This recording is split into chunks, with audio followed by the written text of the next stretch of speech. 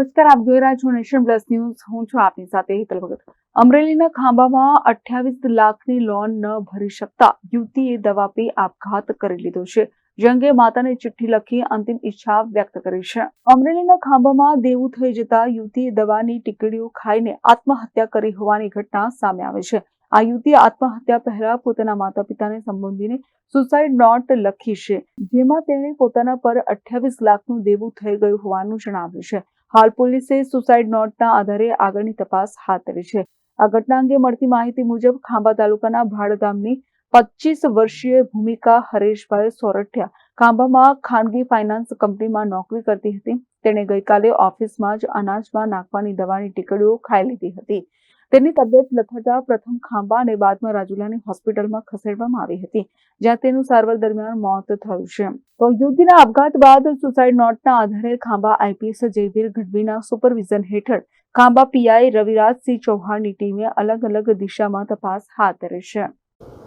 ગઈકાલે Khambha ટાઉનમાં ભૂમિબેન doctor of Hareshbhai Ravjibhai Sorathiya એમણે જેમનું આઈએફએલ જે બેંક છે ત્યાં એમણે સુસાઇડ કરેલું હતું અને એમણે એક સુસાઇડ નોટ છોડેલી હતી, જેમનામાં એવું એમણે મેન્શન કર્યું છે કે એમના ઉપર 27-28 લાખ રૂપિયાનું દેવું થઈ ગયેલું હતું અને આ એક Shine.com કંપનીમાં થયું છે એમનું જણાવેલું છે. અમે એમનું જે ડિટેલ જે હજી સુધી તપાસી છે એનામાં એવું સામે આવી રહ્યું છે કે આ જે ભૂમિબેન છે એ વિક્ટિમ હતા એક ટાસ્ક બેઝડ ફ્રોડના, જેના ઉપર એમને ટેલિગ્રામ એકાઉન્ટ પર અલગ અલગ ઇનિશિયલી ટાસ્ક આપવામાં આવતા હતા અને ઇનિશિયલી જ્યારે નાના ટાસ્ક કમ્પ્લીટ કરતા હતા તો એમને એ રિફંડ મળતું હતું, પણ પછીથી જ્યારે એમને મોટું ઇન્વેસ્ટમેન્ટ એનામાં ચાલુ કર્યું ત્યારે પછી એમને રિફંડ આવતા બંધ થઈ ગયેલા હતા અને એમને અલગ અલગ એ જે એમના પૈસા છે વિથડ્રો કરવા માટે પણ એમને બીજા પૈસા માંગણી કરવામાં આવી રહી હતી. એવી રીતના એમની જોડે અલગ અલગ રીતે ફ્રોડ કરી અને એમની પાસેથી ટોટલ આટલું જે અમાઉન્ટ છે એ લેવડાવવામાં આવી લીધેલું અને પછી જ્યારે અલ્ટિમેટલી જ્યારે પૈસા પાછા નહોતા મળતા ત્યારે એમણે આ આખી પગલું ભર્યું છે અને એમણે આ સુસાઇડ કરેલું છે. સર, આખી જે વાત છે પૈસા કેવી રીતે લીધા કઈ એ બાબતની કોઈ બહાર આવ્યું છે, શું કઈ રીતનું આખી વાત?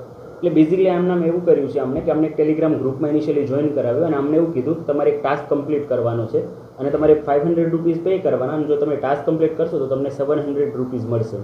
તો એમણે ફર્સ્ટ ટાસ્ક કમ્પ્લીટ કર્યો, પછી એમને સેકન્ડ ટાસ્ક આપ્યો કે એનામાં તમારે 5000 રૂપીઝ કમ્પ્લીટ કરવાના તો તમને 7000 રૂપીઝ મળશે. તો એમણે સેકન્ડ ટાસ્ક પણ કમ્પ્લીટ કર્યો અને એમને 7000 રૂપીઝ પણ મળેલા.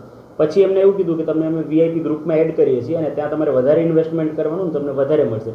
એવી રીતે એમની પાસેથી 50,000, 1 લાખ રૂપિયા, 1.5 લાખ રૂપિયા એવાના ઇન્વેસ્ટમેન્ટ કરાવેલા અને આ જે ઇન્વેસ્ટમેન્ટ છે એમને ખાલી એક ફેક રિસિપ્ટ તરીકે એમને એક જે ફેક એકાઉન્ટ જે બનાવેલું હોય એનામાં એમને દેખાય, પણ એકચ્યુઅલીમાં એવું કશું હોતું નથી.